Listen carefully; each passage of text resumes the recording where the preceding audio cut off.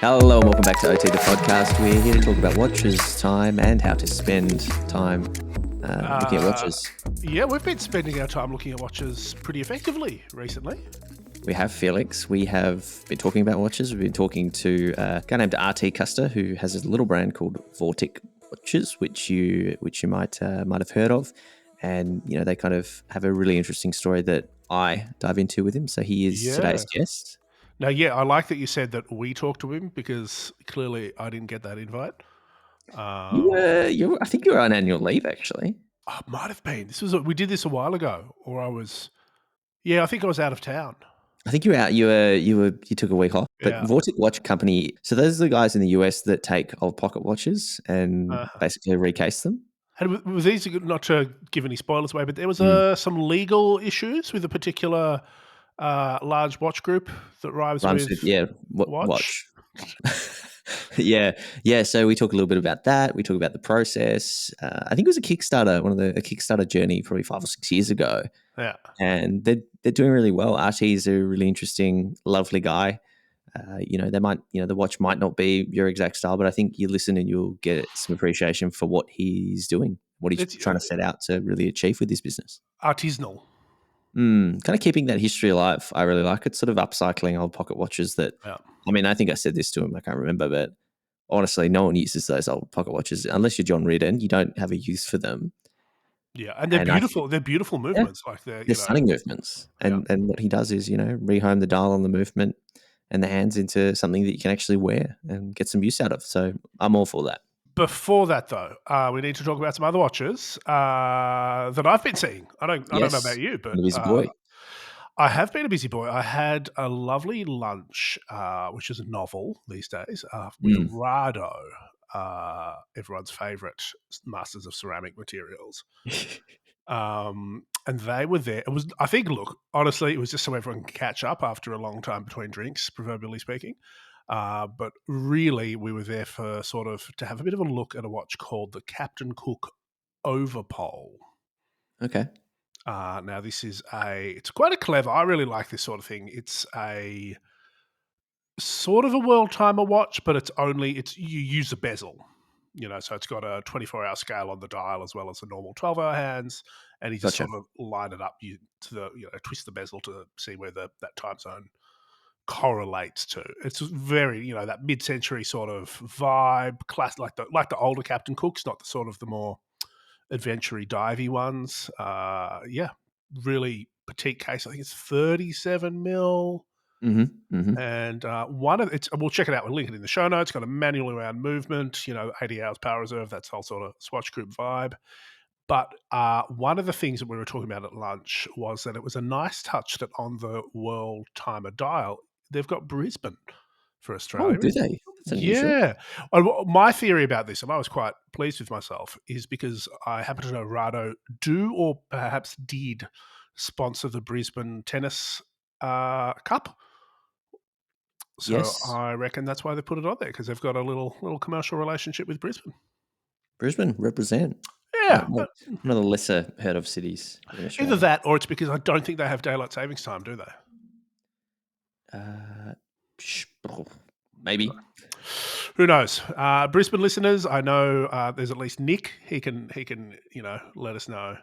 Jump in our Discord and correct us. So that was great. Really good to see that. Really good to see Rado. I mean, again, also caught up with all the guys after Watches and Wonders. Got the down low on that, and saw some other Rados. Really nice sort of mossy, caramelly, greeny grey ceramic number that was quite toit. And yeah, that was lovely.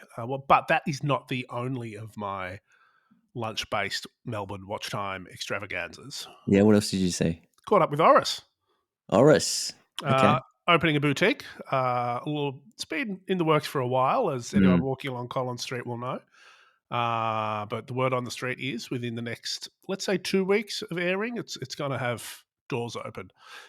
But the highlight of the trip for me was catching up with the new 39mm Pro Pilot X. You're a massive fan of the Pro Pilot X. This particular one, the old one, so the old one had the big manually wound movement and the sort of open work dial. That was nice. It was niche. It was also like $12,000 Aussie. So that was pretty Bit rich. bit rich and a bit specialist. This, however, it's I think want to say 5,800, maybe six, but between 5 and 6. It's very, very nice. It's better in person than the pics. It's 39 millimeters, all titanium. The salmon dial is lovely. It's just really smart. So I Like, think there's three dials, right? There's sort of a grey, titanium grey, blue, and and the then salmon. the salmon. Which And is your pick for salmon? um, yeah, I had a quick. The blue's very nice as well, and they're all sort of grained dials. Like they're not, Mm. and they're very sort of. It's all very flat. Like it's like blasted or satin finished titanium. Industrial Blast. looking, isn't it? Yeah, and it's really. You could draw comparisons to like the Octo Finissimo in style, like that sort of faceted case and vibe, like that sort of. Interesting. It's an industrial design object rather than a piece of classic watchmaking. But yeah, really, really, I really rate it. Excellent watch for the money, plus some movement. It's what's like 5 days power Yeah, reserve. 5 days. Yeah. It's very, very impressive. Like Cool it's not. clasp as well. Yeah, the clasp is cool too. It's got like they call it a Lift. lift. It's sort of like a seatbelt on a plane. That sort of Mm, mechanism. that's cool. Um, yeah, it's a really, really solid proposition, and I think it'll do well for them. And I may have cheekily suggested that it would be really cool to see a gold one. So if that, 5,800 Aussie in titanium. Gee, what that's was that? a Sorry. 5,800 Aussie Yeah, titanium on bracelet. yeah. So if you're like, and for me, like if you're in the market for like your Tudor or your Omega, or I think this should be in that mix of like a good daily wearing watch. Certainly, if you like that sort of style and you want something a bit more, a little that doesn't look like a It's always a vaguely little vintage. brutalist in Yeah, the with that bezel, isn't it? It's sort of yeah, it's cool. yeah. It does, Very and cool. it doesn't look like a vintage diver. Like so many other new watches. Yeah.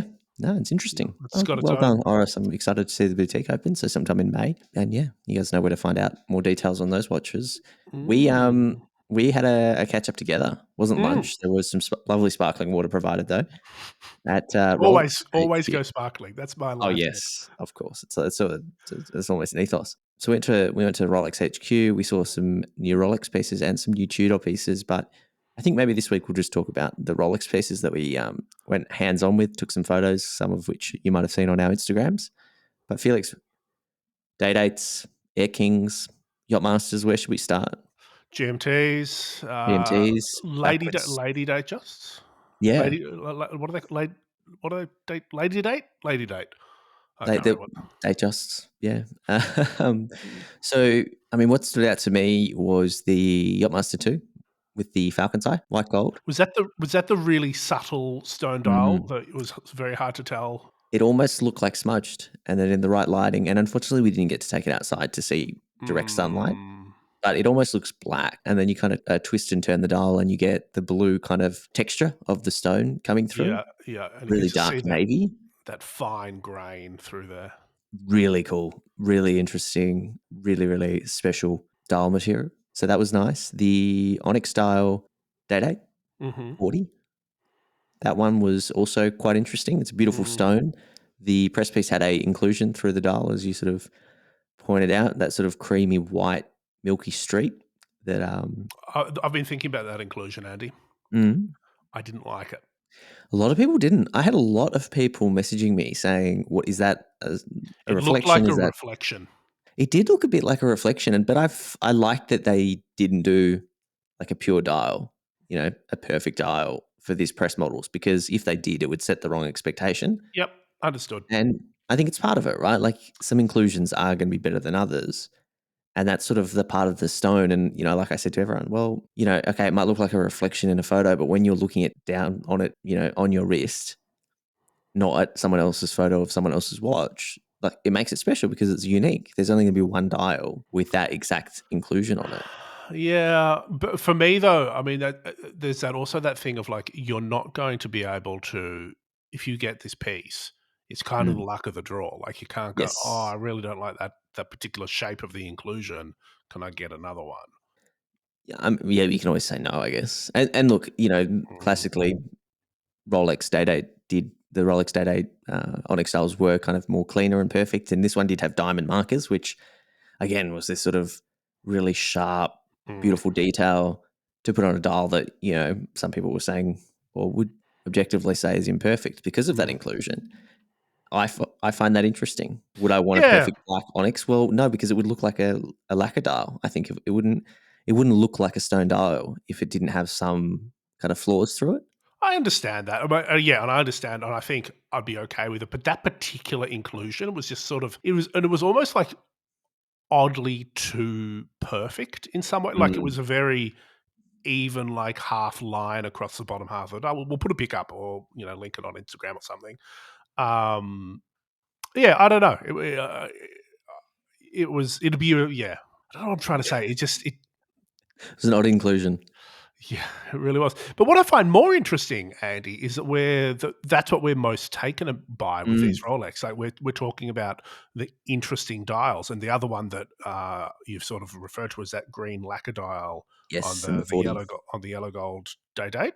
Mhm. That was really stunning as well. That was had a really nice uh, glossiness to it, and I think that sort of a shift in the conversation about Rolex. Mm. Like obviously dials have been important for a long time, but usually it's the sort of the professional dials with Yeah, in the world all of black. vintage. In the Yeah. world of vintage, is like, oh, this slight difference, this, different type of text or font or whatever. But is it us that are changing our tastes to these sort of more exotic and more fancy dials, for want of a better word, or is it that that's where the conversation is moving to more broadly with Rolex, that they're making these sort of special dials a more prominent part of their offering and more of a talking point?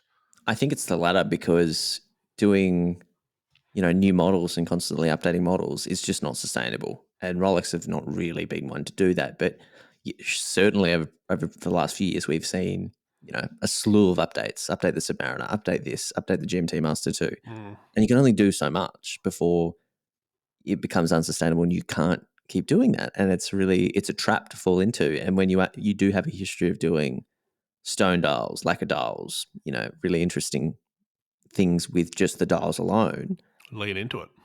lean into it and get people talking about it. And so, everyone's talked about the lefty GMT or the Destro.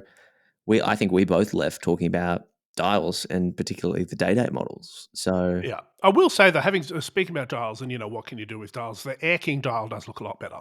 yes, yeah, the whole watch looks a lot better. Just feels a bit tighter.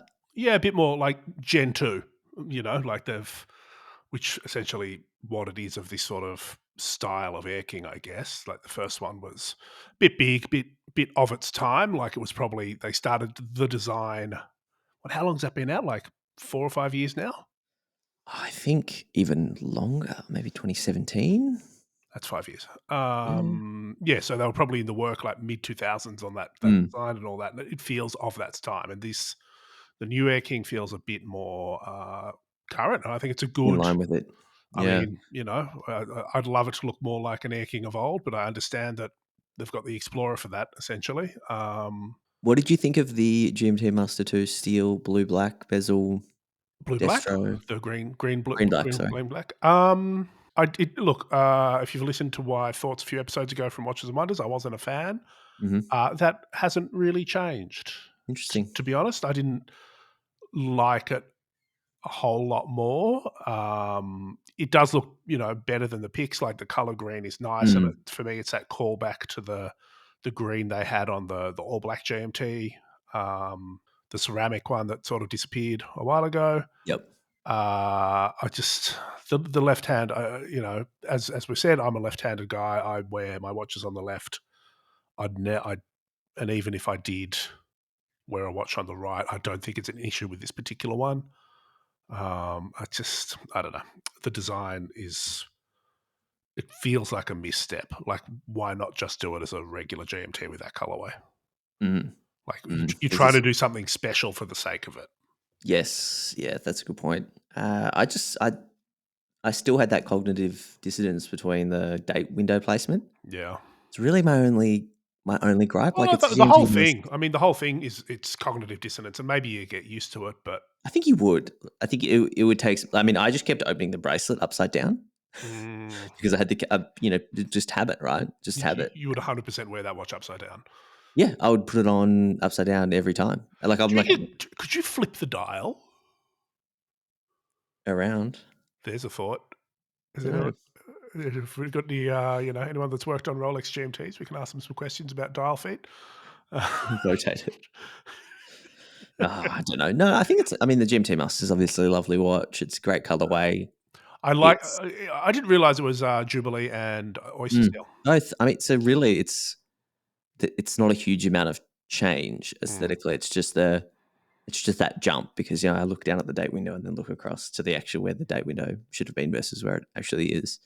And like you said, it's sort of potentially a bit of an unnecessary novelty, but also, I have a bunch of left-handed friends that love the idea of it, and like, yeah, this would be perfect for me. When Do I you was with a tattoo really? artist, yeah, he's a tattoo artist. He tattoos with his left hand, and he's like, the watch gets in the Okay. way because I'm constantly bending my wrist, so I Mhm. wear a watch on my right hand. This would be perfect. Sure. Fair. It feels like so for them, it's like, oh, this watch is being created for us. Do you know what I mean? Mm. I think there's a bit of there's people out there feeling, Do you reckon left-handers will get preference in allocation? how do they test it? Just kind of have to like write a couple of Yeah. sentences. Yeah. I reckon. Maybe. It's pretty Maybe amazing. that would be. That's a question we should have You asked. have to be left-handed, and we have to test it. You have to do like some sort of agility tests with your left hand. I'm sure Rolex would develop an app or Some sort something, of some sort of in-store system that they'd roll out. a series of tests. Yeah, the Rolex certification process. Um, Jesus. Um, Hey, anything else you've been up to, or should we roll right along we to? can roll right along and get Well, our. let's take a quick break actually for a second because we've got a little talk about sustainability and another brand famous for big crowns. Let's do it. This week's episode of OT the podcast is sponsored by Panerai. You know them for their iconic dive watches, but did you know they're also leaders when it comes to sustainability in watchmaking? Absolutely, Felix. And that was very much on display this year at Watches and Wonders, where they showcased their new submersible Corantra Quattro in e-steel. Well done, Andy. Exactly. This is their new line of 44mm submersibles. You've got the classic Crown Guard, 300 meters of water resistance, and the in-house P900 movement. But the most exciting thing for me here is the e-steel case that's on offer. Yeah, so e-steel debuted last year in the Luminor model, and while it looks like regular steel, it's substantially recycled. 72 grams of the total weight of 137 grams is actually recycled, and that's about 52%, Felix. Panerai is the first luxury brand to use recycled steel. That's pretty cool. And the three different Quaranta Quattro e-steel models are on offer are, I think this might be your favorite, the lush green Verde Smeraldo, It is. the smoky grey Grijo Rochia, which I don't know, it sounds like a tasty drop to me, and of course the classic deep blue Profundo. They're really beautiful dials. They're sort of graduated from top to bottom, and they all come, of course, with those ceramic bezels. Exactly, Felix. And if you caught our chat with Jeremy Jauncey, you would know that e-steel is just part of Panerai's commitment to sustainability. They've made important strides in packaging, launching a new style of packaging which offers a 53% weight reduction. This is important for reducing carbon emissions as it's shipped around the world. And Panerai is aiming to have 30% of its collection designed and produced using recycle-based materials by 2025. That's really, great sort of leadership to see from Panerai. And they're also committing to sustainability across other parts of the business. And what's impressive for me is that they're sharing those learnings in an open source way with others in the watch industry, including competitors, which I think means that they're leading the way to a better way of watchmaking. Exactly. So if you want to find out more, head to your nearest Panerai boutique. In Australia, that means Sydney or Melbourne, but you can always head to panerai.com to discover all these models and much more. Let's get back to the show. All right, Felix. Well, we're back. And We it is are. time to get RT Custer, founder of Vortic Watches, on. I give him an intro in about a second, so there's probably not too much more to be said here. I do want to say one thing. Yep. RT Custer, he sounds. Does RT have like a giant mustache and some sort of colonial hat? Nice. He's a really like normal, down to earth guy, I gotta Okay, say. cool. Yeah, All right. Well, let's get on to it. we'll do it. Joining us today is RT Custer, the founder of Vortic Watch, a company that makes American-made wristwatches that are powered by antique American-made pocket watch movements. In a little over 8 years, he's turned this brand into a multi-million-dollar revenue business, but it wasn't all smooth sailing, and it included a fairly thick legal battle with a pretty big watch industry Goliath. But we're going to get into that in a little bit. Welcome to the show, RT. Thank you so much. Thanks for having me, Andy. Absolute pleasure, mate. It's good to have you here. I want to hear all about Vortic, but before that, I want to hear about your background in watches and how you kind of even ended up owning a watch brand. Yeah, so I myself and my business partner Tyler, we really weren't, what people would consider like watch guys, or definitely aren't watchmakers. I mean, we joked about it this morning actually that we're hardly even engineers. We had the idea when we were studying at Penn State. I was studying engineering and he was studying mathematics, and we had a whole bunch of different ideas surrounding watches.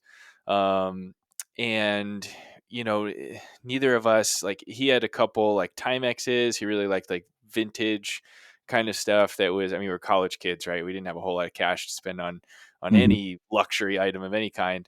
Um, and I had maybe, I think I had a Fossil and one other watch in my collection, but I really didn't wear them that much. What Yep. got us into it is we, for a couple different college projects, we were working on American made and manufacturing, and how things might or could be made um, in America instead of made in China.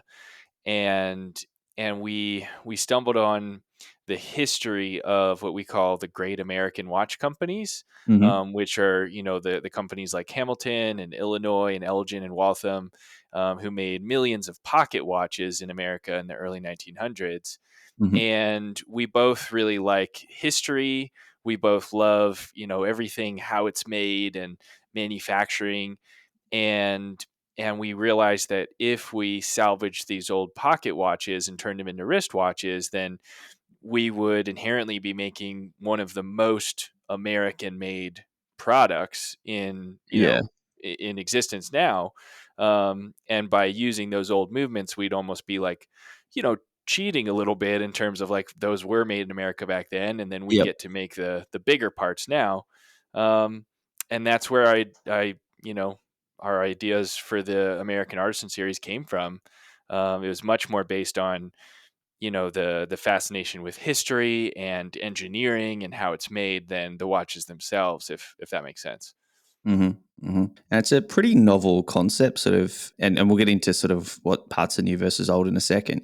But it's a pretty novel concept that your new business partner came up with. Was it the plan to kind of go down this route and stick to this route, or did you think about expanding into other lines? Did you want to make an entirely new watch, or was it always sort of the goal just to kind of stick in this lane? Yeah, so we had our first idea, and where the name Vortic comes from, was the original idea we had. We're actually on a golf course after class one day, and it was a wristband that would tighten as you turn the knob, or like a knob, or maybe the crown, or Mm-hmm. the bezel.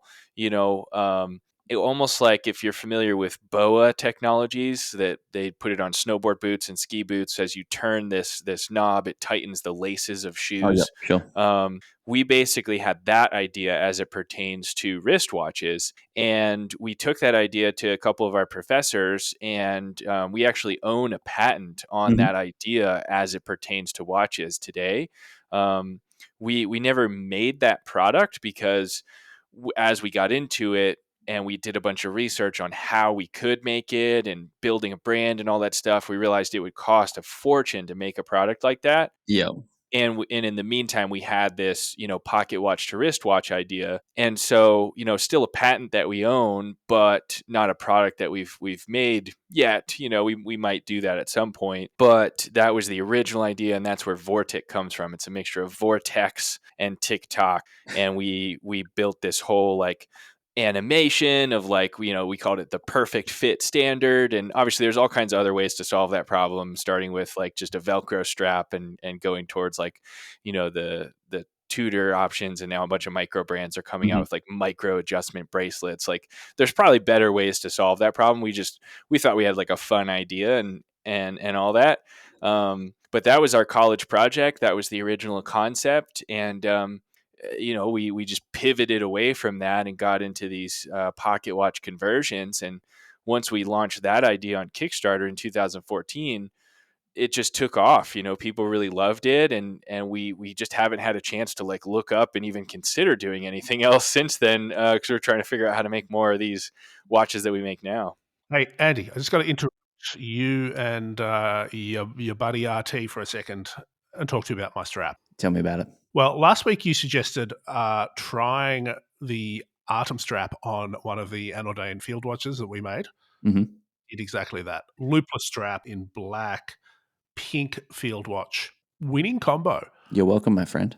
Yeah, I'm really into it. It's still on there. I've been changing straps on this watch every other day, so the Artem has made it on there for the long haul, and gives it quite a modern feel.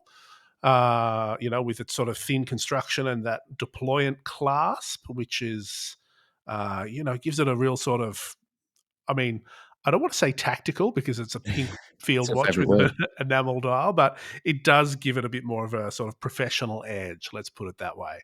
As you know, Andy, we've talked about it every week for the last little while. Artem don't just do sailcloths; they do really great NATOs. And what's your favorite Artem product of the week, Andy? Oh, every week it changes, but I did just get a new package with some exciting new buckles. I don't know if we can talk about these yet. Well, I won't describe the buckles. I'll just say that they're always coming up with new things and new innovations. I love their spring bars. I love their tools. I love their NATO straps. Get around them Artem.straps on Instagram and just like spam them in the comments asking for more colors, because it's sort of it's a new product for them. There's a handful of colors, but they are kind of growing the range. So I say this every time. Get in there. Say you want pink. Say you want pink. Purple. Say you want like a purple with like a purple or pink. pink. Just get us a pink Artem strap. But yes. Imagine the quality control on that. Artemstraps.com if you want to find out more, see their full catalogue. They're Australian based, so naturally they have to be amazing, and they support Felix and I. So, of course. Hey, before you go, listen to this sound of a quality buckle click. Can tell that's well made all the way from my house here in Melbourne. All right, let's get back to RT. Yeah, very cool. I'm sort of imagining the mechanism in my head, and as you did say, I do remember the Kickstarter back. Back was it 2015 at this point? 2014, November of 2014 is when we launched. Yeah, sure. And so it's a similar comparison to the car world, where people take it's typically probably not the motor, so it's the opposite. But you take a beautiful old body and modernize the internals, or at the very least the mechanics, and get something that's drivable but has that charm. I guess with watches, the dial and the movement are the charm, and the case can potentially be a bit less important. Tell us what parts are new and what parts are old in a Vortic. Absolutely. So I like to say everything inside is old. And everything outside is new. And so it's the movement, dial, and hands that are original to the antique American pocket watch. And then the case, crown, glass, leather, buckle, like everything you can touch on the outside, including some internal components that we call it the insert, or a lot of people call it the movement ring or the movement holder. Those all of those parts we manufacture ourselves. And then we also manufacture the stem and the sleeve and the crown, like all the winding and setting components we have to make modern, because most of the time, and really where the idea came from, is the scrap yards of people melting down the gold and silver pocket watch cases and then throwing away the movements. The stem and the crown and all of that was part of the case. And so a lot of times we don't even get those components. And so we had to manufacture and kind of reverse engineer the setting and winding mechanisms for the pocket watches. And so those are all new as well. But yeah, to simplify, inside is old, outside is new. Very cool. And I remember back when you did the original cases, it was sort of a multi-part case that sort of wrapped around effectively the pocket watch minus the exterior case, and it sort of came in to screw together. But looking at the newer models that you kind of are making today, they seem to be much more bespoke, a lot more detailed. I know the price point certainly gone up as you kind of have introduced these new details. What's the approach to kind of fitting these movements into cases? Have you got a bit of a rhythm where, you kind of look out for the same sort of models to put in, a case that will fit, or is there still a lot of, tinkering around and customization happening? Yeah, so a lot of development has happened since Yep. 2014 when we had the original idea. And it's funny. So my business partner Tyler and I, we're just next week we're launching our YouTube channel called Custer and Wolf Building a Watch Company, Uh-huh. and we're going to document like everything that we do so people can see it on YouTube. Cool. And the episode we filmed this morning, we actually talked about all this. We call it version 1, version 2, and version 3. And version 1 is what we launched on Kickstarter. And to your point, yeah, it was 2 pieces, Mm-hmm. almost like 2 half sandwiches that come together, overlap, 2 half circles. There was an overlap, and then there was 2 screws on either side. Very rudimentary watch case design. And we were really open, and we still are today. Like, we're not watchmakers. We don't have a Yeah. background in that. We were not focused on making it light and water resistant and all the stuff that most people expect out of a watch. We were trying to preserve these pieces of American history from an engineering standpoint. Mm-hmm. And it just so happened that we had to make watches to do that. And so that's what version 1 was. We definitely like to call that minimum viable product. It was not water resistant. They were heavy. Everything was 3D printed. The case, we made one of the first full scale production metal 3D printed consumer products. So in 2014, we were 3D printing metal for all the cases, and then we were 3D printing the inserts inside. And we made that work for the first. We believe it was like 100 to 150 watches that we shipped in like 2015 and 2016. Yeah, impressive.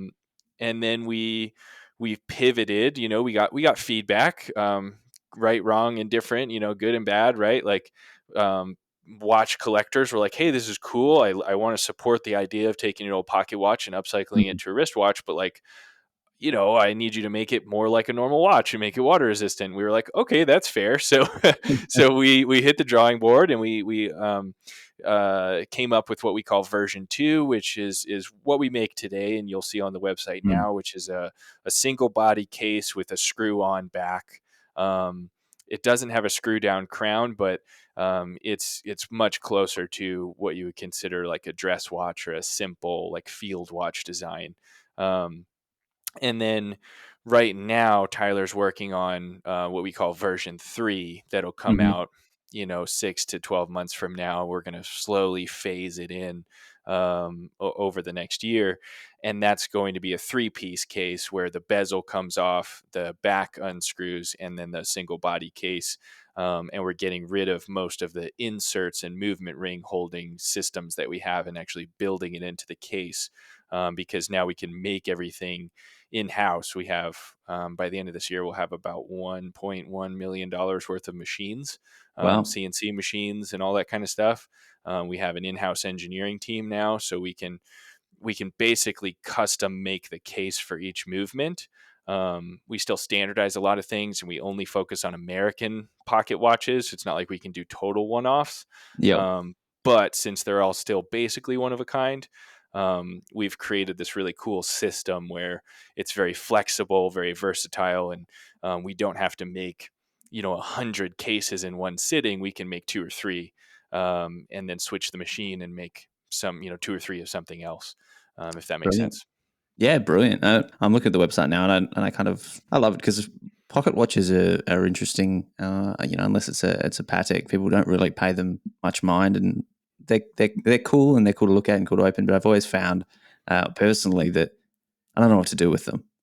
Right. And I love that, you guys are sort of rehousing and rehoming them and actually putting them into, something that people can wear and obviously enjoy, because you've sold a lot of them, whilst kind of preserving that, unique patina and look and feel that, they carry with them. Yeah, thanks. And thanks for saying that. I mean, that's definitely our mission is to preserve American history. So we're not rebuilding Hmm. anything. We're cleaning and restoring the movements, and we're cleaning the dials, but mostly just getting the rust and wear off the dials. if you look at the last 10 watches that we made on the site, you'll see some of them, the dials look like they're almost new, and that's Mhm. really cool. And you have like a beautiful Grand View enamel dial from 1901 that looks Wow. almost brand new, but it's just because it's stark white and it was well taken care of for the last 120 years. Um, somebody forgot it in a drawer, like you said. They didn't use it. It was probably still in its case for most of its life, and it just got taken out of its case fairly recently. And so it was preserved really well, and we restored it and put it into our case. And then you have some other ones that you can tell, like it almost looks like somebody took it out of its case 20 years ago and left it outside in the Yeah. sun and the rain, and it's rusted, and it's and there's a customer for both of those things, Yeah. right? Because some of our customers, they want it to look like a normal watch, and they want it to be easy to read the time, and they want it to function well, and they want it to tell really good time, and we can achieve that by restoring it and adjusting it and make it tell great time. And some of our customers, I mean, I've had customers like come up to me at the events I do, and they show me their watch and they're all excited about it, and I'm like, oh, like, is everything okay? Like it's not running, and they're like, oh yeah, I didn't wind it. Like I don't really care. It's just, and so you have customers on both sides of the fence that some people are looking for that just conversation piece, and it's more like a piece of art on their wrist. And I think we cater pretty well to both of those factions of customers. Yeah, very cool. I'm looking at one now that's got a very beaten up dial that's in a black DLC case, which is quite cool to look at. I'm curious, have you ever found a pocket watch that you were intending on turning into one of your Vortic watches, but it was really turned out to be something quite special, or you've opened up the back and it was something quite meaningful, or just you've had an amazing find along the way? Yeah, we've had some really cool stories come through. I Uh-huh. mean, we have a section of our website called Convert Your Watch, where people Hmm. send us their family heirloom pocket watches from their grandpa or their grandma, and we convert those into wristwatches. A lot of those have engravings on them where, like, their grandfather worked for a railroad or a bank or something cool. Hmm. Um, the one of the coolest ones I've seen was this gentleman, and I forget their name, but um, the back was engraved like, "Thank you for your service to the city of Los Angeles, 1921 retirement." And it was, this gentleman was a real estate developer, and he literally built dozens or hundreds of buildings in downtown Los Angeles. And the city of LA, when he kind of retired or left his public office in some way, provided him this Hamilton pocket watch as a gift. And we converted it, and then we mimicked the engraving that was on the pocket watch case. Yeah. We mimicked that on the back ring of the watch. And then we provided him the original case and all the documentation and history we found on the pocket watch, all in the box. And so that customer definitely has, I mean, the ultimate kind of conversation piece, because it's obviously family history that he Mm. gets to wear now. And he basically came to us and said, "Look, I'm never going to wear this pocket watch, Yeah. but I would wear it as a wristwatch and honor my grandfather every day if it was a wristwatch." And so we hear that a lot, and that's probably like the coolest story, and one of the most interesting things I've seen engraved on pocket watches, at least that we've seen. Obviously Yeah. there's really rare ones that we see in auctions that I just don't buy, because some of those are best kept as pocket watches, for the history of the world. But you always have to make those decisions case by case. No pun Yeah, intended. definitely. So this the make your own watch option looks really handy. There's videos of how to put in pocket watches in the process. Hmm. On just a general note, sort of how much does it cost if I've got an old pocket watch laying around the house, and how long does it take, kind of from start to finish? Yeah, so our conversion fees depend on the size and the function of the watch. Most of what we do are pendant set or stem set pocket watches, Mhm. and so setting the time is all based on the crown. Most of them are 12 o'clock set, or what the industry calls open face. So the crown is at 12 o'clock. Um, But and so if it's like that, then it's about $2,500 to Okay. convert. And we have some different options that we charge a little more for. We're revamping that service now, and we're probably gonna increase the price a little bit, but then not charge any extra fees for any options, and just have it all, kind of built in. We got some feedback that it's probably better just have like a kind of a luxury service, and we just do all of that stuff, all for one price. That's what most people prefer now. So that's what we're working on next. And then it's a little more expensive if it's a railroad pocket Hmm. watch that is lever set. So there's a safety lever up near 1 o'clock typically on those railroad pocket watches, and that involves a lot of engineering for us to figure out and to make water resistant. And so it's usually about $1,000 more to handle a railroad pocket watches, what we call the railroad edition. Um, and then there's obviously lots of things in between, like ones that have the crown at 3 o'clock. We just don't do those very often, and so it's again kind of a case by case. We just have to see it. But we try to make that process really easy. Let the customer upload photos of what they have. We made videos of how to open pocket watches. Hmm. All that kind of stuff. Cool. All right. Good to know. Good to know. All right. So I'm curious who the, I think you mentioned that, there's some watch enthusiasts that, own Vortic, but who's the typical customer that you've found? Yeah. So from my research and just talking to a lot of our customers, I would say that over 60, I would venture almost 70% of our customers are American small business owners and Hmm. entrepreneurs. Um, they obviously like history. They like American history. They like Hmm. supporting American made. And I think we've just, because Tyler and I are not watchmakers, and like we say, we're barely engineers.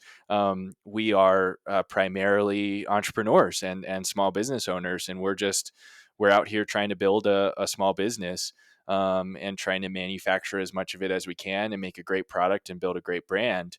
And I think we've just attracted that type of customer, where they like watches, but they're not necessarily traditional watch collectors.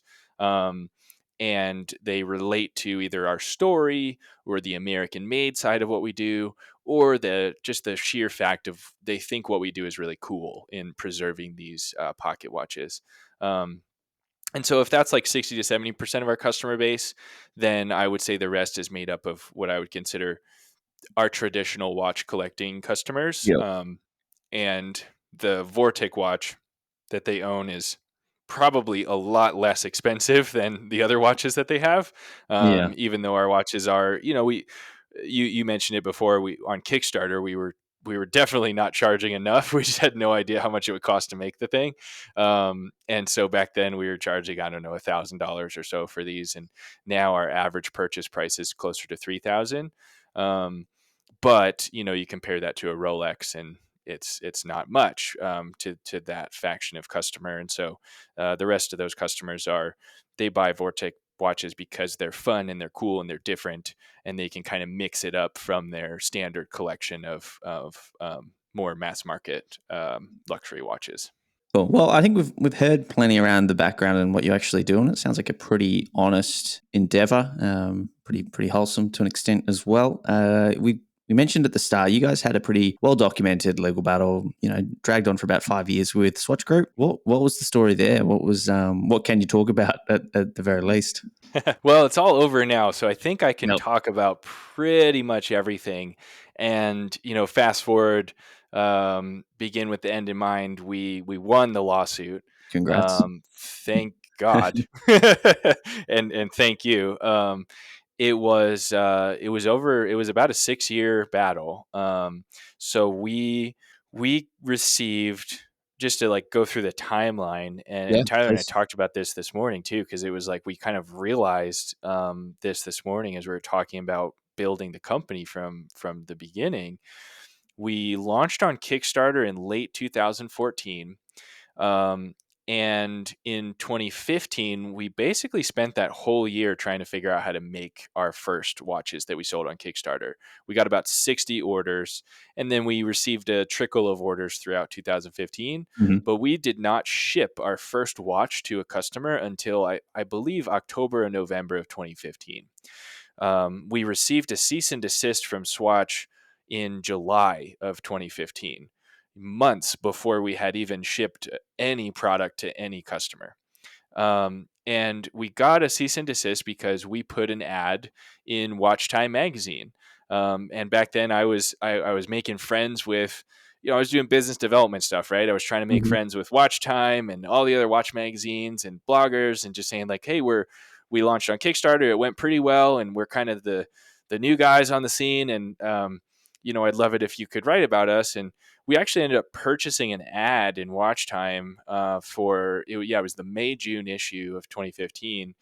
And we used a Hamilton pocket watch, a railroad pocket watch, made by Hamilton in, I think it was like a 1917 model, in this advertisement. And it was just a Photoshop Yep. mock-up, like a artistic rendering of, this is what a Vortic watch is going to look like. Here's what we do. At the bottom it said antique American pocket watches converted into wristwatches. Contact a watchmaker today to place your order. We were at that point, we're all custom made to order. It was going to take about 6 months Mm-hmm. to make these watches. And the cease and desist basically accused us of trademark infringement and counterfeiting. Right. And Swatch owns Hamilton. The original Hamilton Watch Company was one of those, what we call the great American watch companies. They started in the late 1800s and went out of business in I think 1962 or so.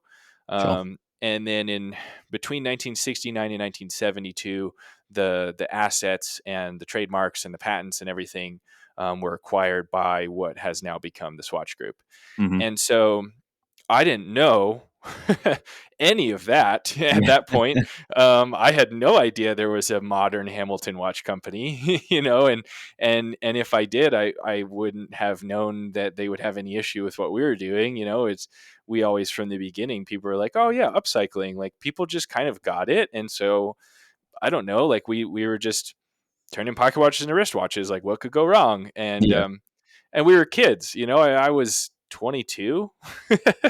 Yeah. Well. So how would I know? And um, so we get the cease and desist. That starts this whole process. We are in conversations for a couple years trying to work it out. And then the official lawsuit started in July of 2017.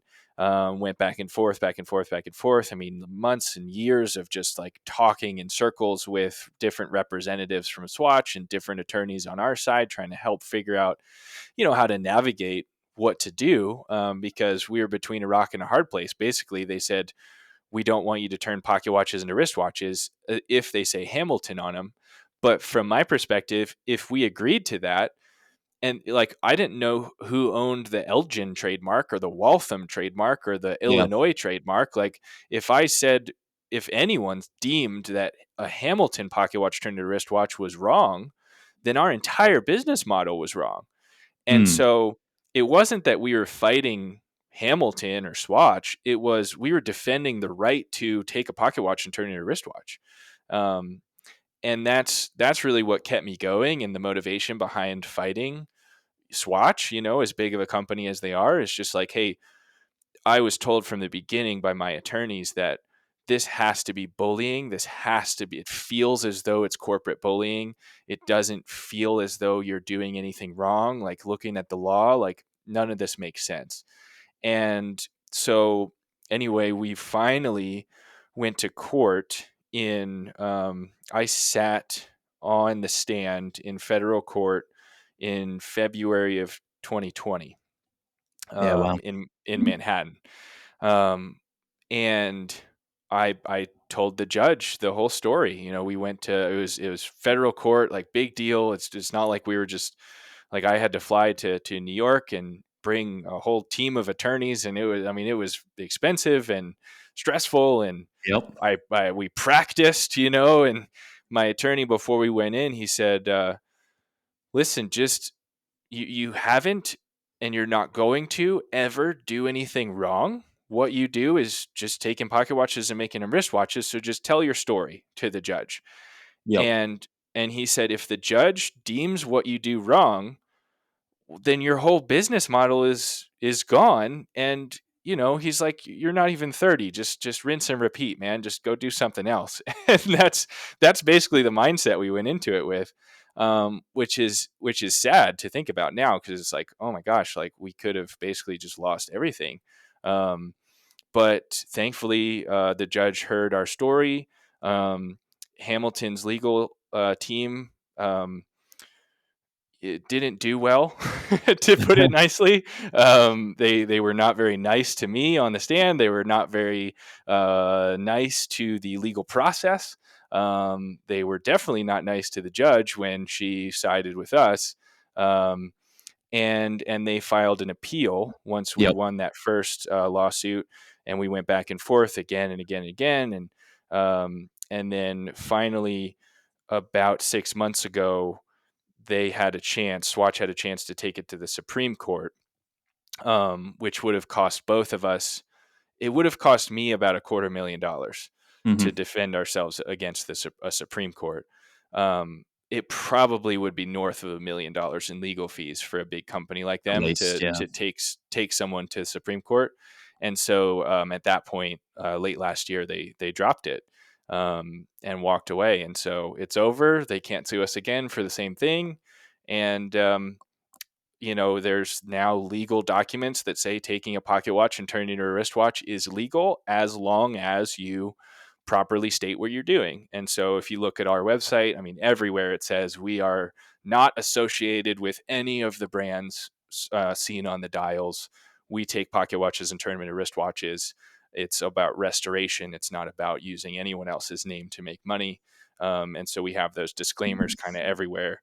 And yeah, it's been a massive learning experience, massive roller coaster. Unfortunately, huge waste of money. But we survived, and I think we're a lot better for it. I know I Mhm. am personally. It was a great challenge for me, and um, I just kind of look at it as like we had a really hard conversation with two or three people with C-level titles at the world's largest watch conglomerate. It wasn't a lawsuit. It was a very long, very difficult conversation that honestly could have been avoided if we just got to sit in front of them and hash it out. But unfortunately, there was walls of legal in between us. Yeah, it's well, congrats, and it's a shame to hear these stories, and I can only imagine how stressful it would have been. Was there any sort of resolution on the cost that you mentioned, or you just had to wear the whole thing? No, so the way it works is that you're innocent until proven guilty. Yep. So we we have and always were innocent, but we Yep. had to prove our innocence, Yep. and proving that is expensive. And the only way to get our funds back um, would be to countersue them.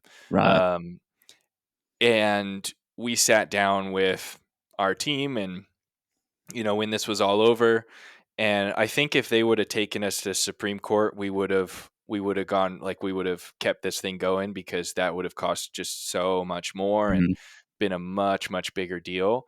But because they decided to just walk away, we decided to do the same. And like I said, it's just an expensive write off, that that money is just gone. And I'm trying to look at it as a learning experience. As an entrepreneur, I never expected that I would have to know trademark law. Yeah. But I can tell you everything there is to know about U.S. trademark law right now.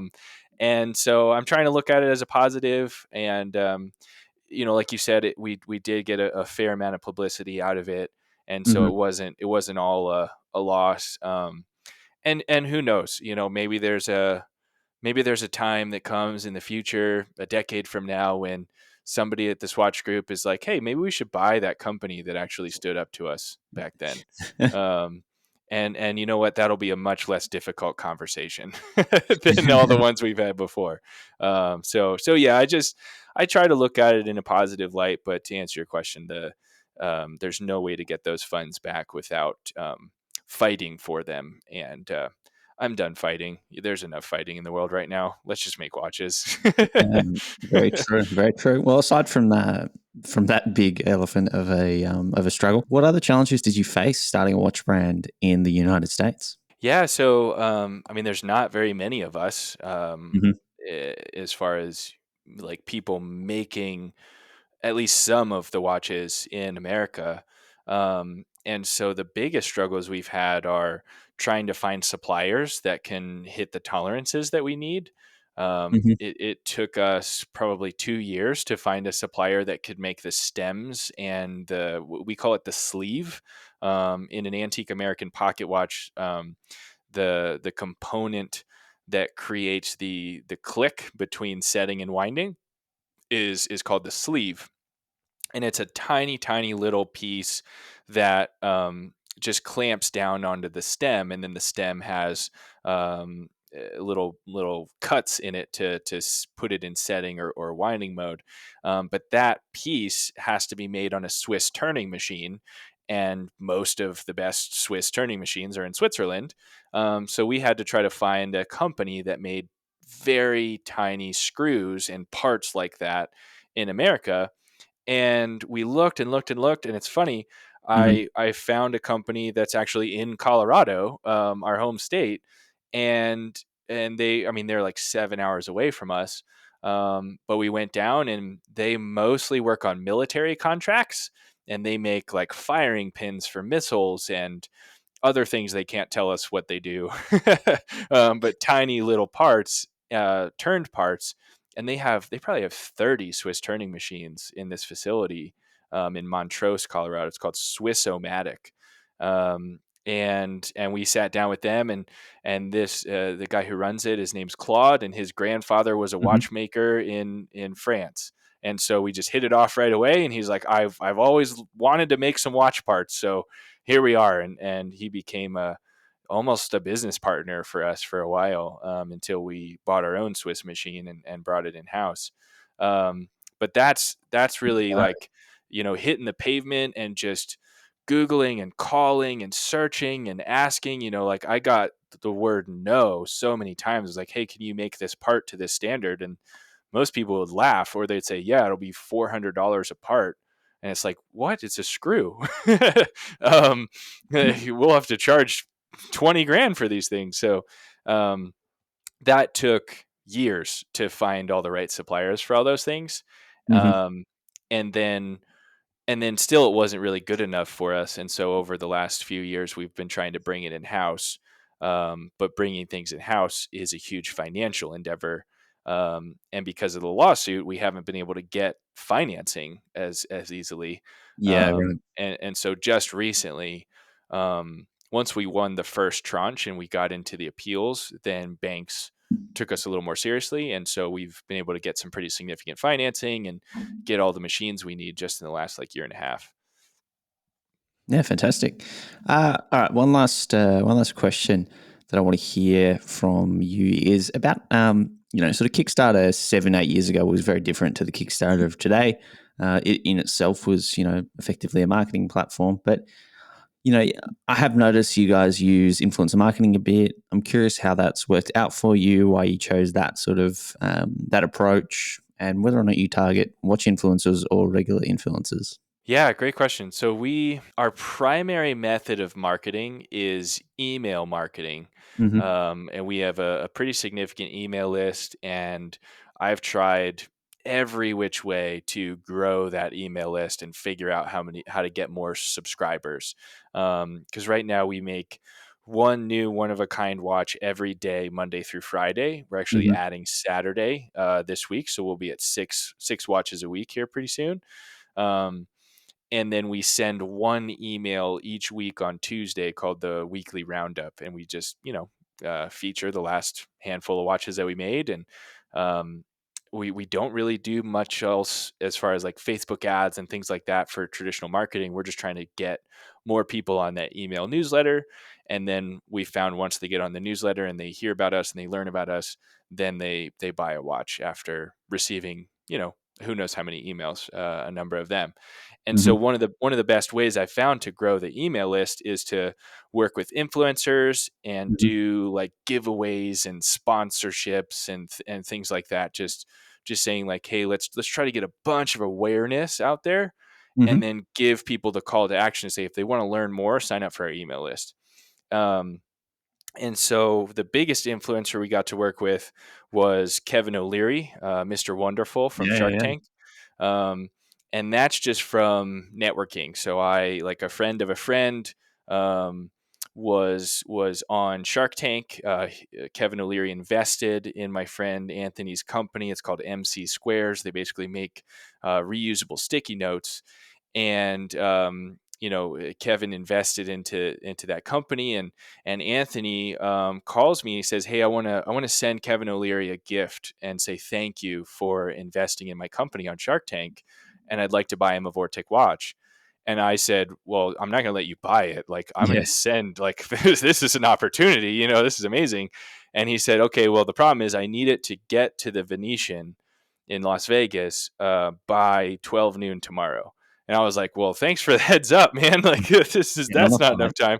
And then the other problem we faced with Kevin is, he huge watch collector, but he only has watches with orange or red. I'm Red sorry, red straps. Yeah. straps. And so the straps that we have, I mean, they're American made. At that time, we exclusively worked with Wind Up.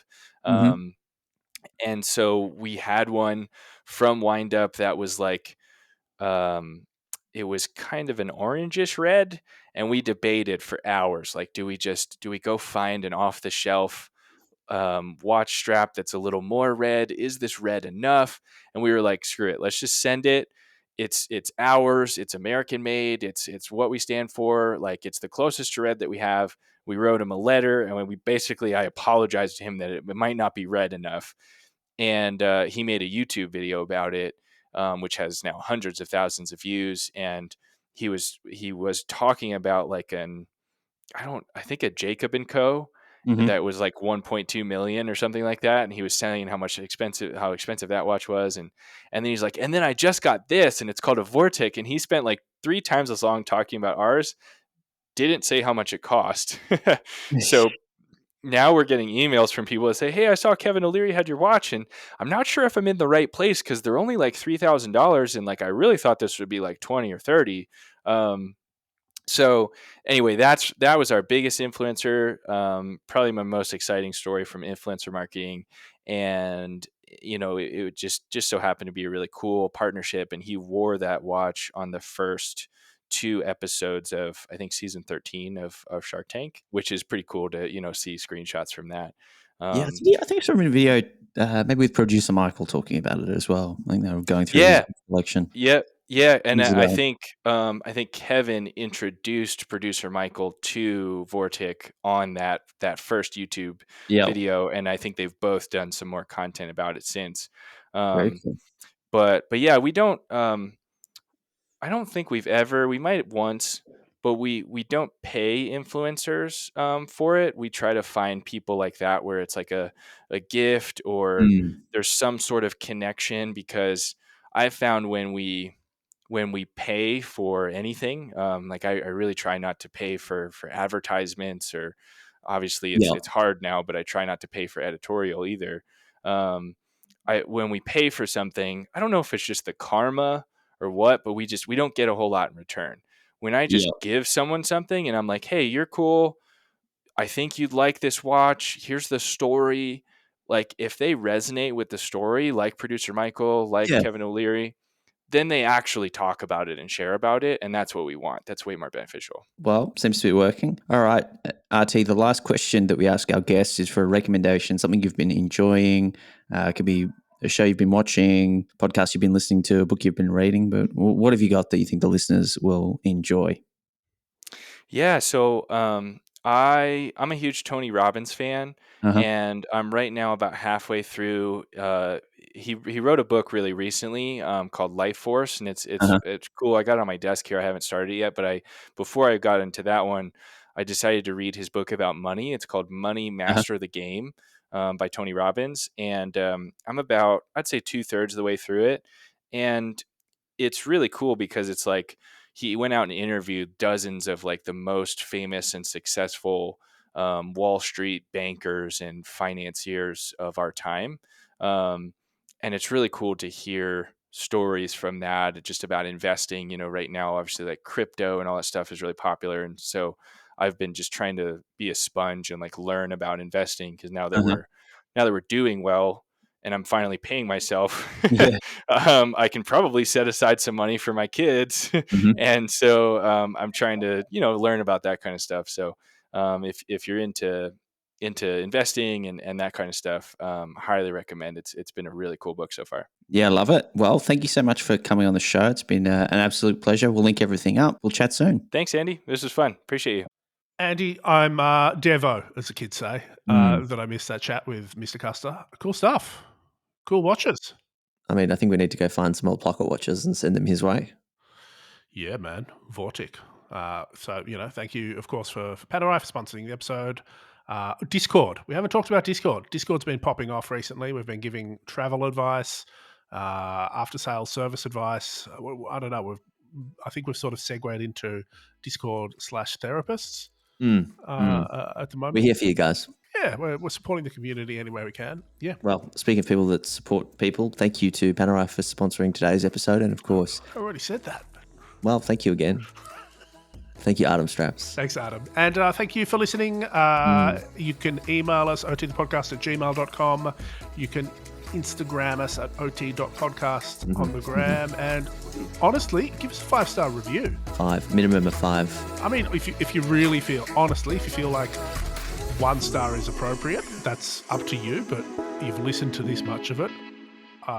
Just think about your life choices. Yep. Come on. We can do this. All right. We'll see you next week, guys.